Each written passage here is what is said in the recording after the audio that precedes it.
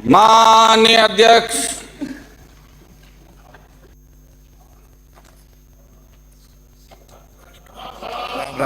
राम राम राम राम।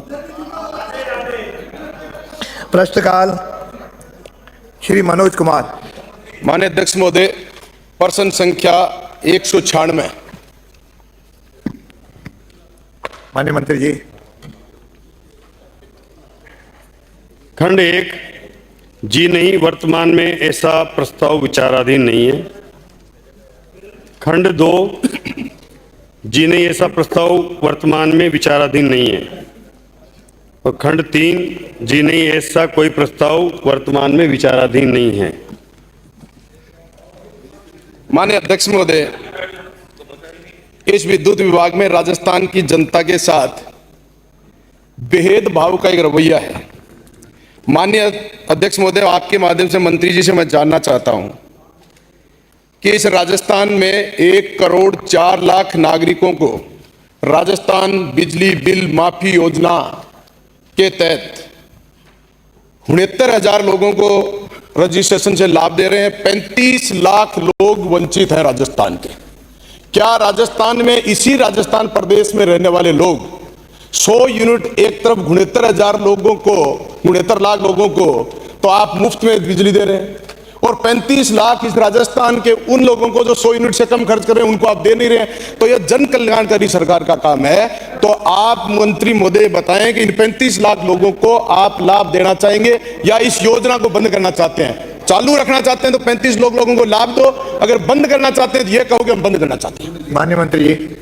और उनको ज्यादा आप आगे ना, उनकी बात आप मेरे सामने क्यों कर रहे हो? तो माननीय अध्यक्ष महोदय, मैं आपके माध्यम से माननीय सदस्य को बताना चाहूंगा कि राजस्थान में कुल 1,09,968 उपभोक्ता हैं।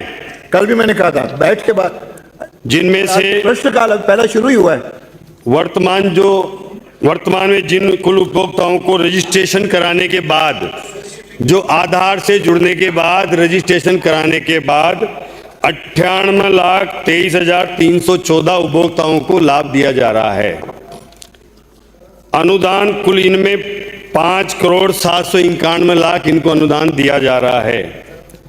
जो अनरजिस्टर्ड उपभोक्ता हैं वो 30,86,654 हैं। इनमें कई उपभोक्ता ऐसे हैं जिनका आधार डबल था, जिनका रजिस्ट्रेशन होना संभव नहीं था।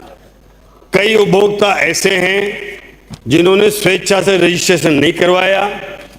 ये स्कीम पूर्ववर्ती सरकार ने चुनाव नजदीक आने से एक एमनेस्टी स्कीम के रूप में शायद चालू करी थी कि जो रजिस्ट्रेशन कराएगा उन्हीं को लाभ दिया जाएगा। अगर सरकार की मंशा सभी उपभोक्ताओं को लाभ देने की होती तो रजिस्ट्रेशन की कोई आवश्यकता नहीं थी। जो सरकार, पूर्ववर्ती सरकार ने जो प्रावधान किया है, हमने भी ये कहा था कि हम पूर्ववर्ती सरकार की जो योजनाएं चालू किए उसको बंद नहीं कर रहे हैं। ये अभी चालू है और इसको निरंतर चालू रखा जा रहा है। माननीय अध्यक्ष महोदय, बड़ा ही जवाब जब आया तो मेरे को लगा ये कह रहे हैं कि रजिस्ट्रेशन की जरूरत नहीं, सबको देना चाह रहे थे। 8 महीने से आप आ गए, अब उसको कंटिन्यू कर दो। हम तो इतना कह रहा, पहला नंबर मेरा ही हो, आप कंटिन्यू करके इन उपभोक्ताओं का, ये गलत सब्जेक्ट है कि उनका रजिस्ट्रेशन नहीं हुआ, उनका आधार कार्ड कहां से हो गया, ऐसा कुछ भी नहीं है। रजिस्ट्रेशन आप चालू करो। 8 महीने हो गए आपको। सुझाव नहीं, ये सुझाव नहीं, मैं चालू कराने की बात कर रहा हूं। जो मेरी बात क्या करेंगे उन्होंने कहा, एक दूसरा मैं कह रहा था, भाषण नहीं, फ्यूल सरचार्ज मैंने इसमें पूछा कि आप कम करने की मंशा रखते होगे, लेकिन कम करने की बजाय सरकार की मुझे ऐसी मंशा लग रही है कि वो बढ़ाना चाह रही है। इसलिए मैं फ्यूल सरचार्ज के बारे में भी, उपभोक्ता पर भारी भार है। 1 महीने के बिल में 1,000, भाषण नहीं है, भाषण नहीं तो वही पूछ रहा हूं सर, तो क्या 1,000 रुपए से अधिक फ्यूल सरचार्ज लग रहा है। इसलिए सरकार उनको कम करे, कम करने की मंशा रखती है। हाँ तो जवाब दे, रजिस्ट्रेशन हो गया।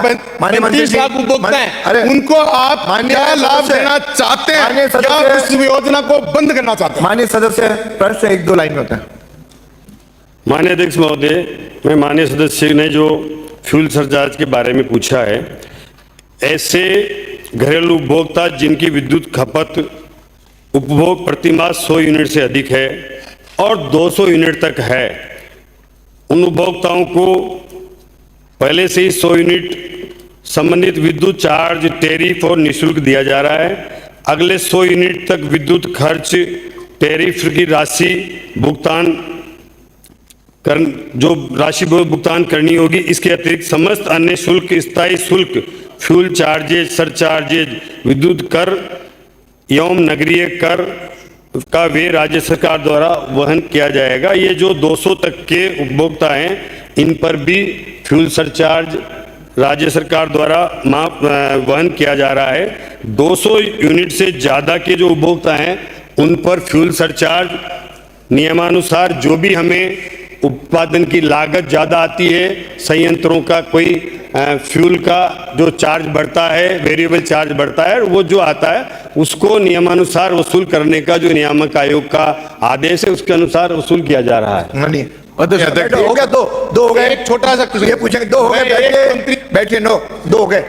अब विपक्ष के नेता को पूछना चाह रहे हैं। माननीय अध्यक्ष जी, हो गया, आपके कहे अनुसार नहीं होगा। अरे बैठिए अध्यक्ष जी, मेरा स्पेसिफिक क्वेश्चन है, एक प्रदेश में 2 तरह के कानून नहीं चल सकते।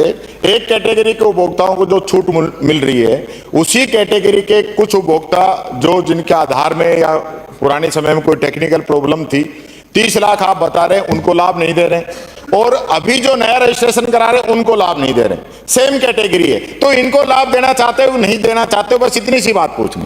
माननीय मंत्री जी, देखिए, आपने जो स्कीम चालू करी, जो रजिस्ट्रेशन किया और जो आपने भार डाला, उसको हम वहन करके चालू कर रहे हैं। अभी फिलहाल आगे कोई इस प्रकार की योजना विचाराधीन नहीं है। अगला प्रश्न गोपाल शर्मा। हो गया ना, जवाब दे दिया, नहीं करेंगे मंत्री जी ने। पर उन उपभोक्ताओं का क्या दोष है जो सेम कैटेगरी वो हैं, और उनको आप कह रहे हो कि आधों को लाभ देंगे, आधों को नहीं देंगे? ये तो गलत बात है ना अध्यक्ष जी।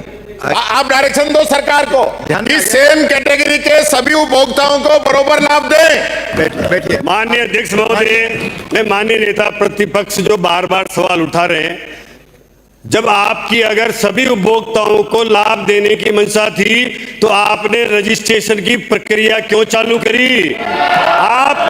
आप बिना किसी ऑर्डर के बैठिए। आप सुनिए, आपने ये खामी अपने स्तर पर रखी है। आपने चुनाव नजदीक देख करके कैंप लगाए, रजिस्ट्रेशन में उन वृद्धाओं को, उन गरीबों को वहां बुलाया, गर्मी में वो परेशान हुए, और रजिस्ट्रेशन के नाम पर आपने उनको वहां पर लाइनों में लगवाया। बैठिए, लाइन में लगे साहब। गोपाल शर्मा। माननीय प्रश्न संख्या, माननीय मंत्री जी, सावधान जी, सावधान मंत्री जी। हो गया अगला प्रश्न। प्रश्न संख्या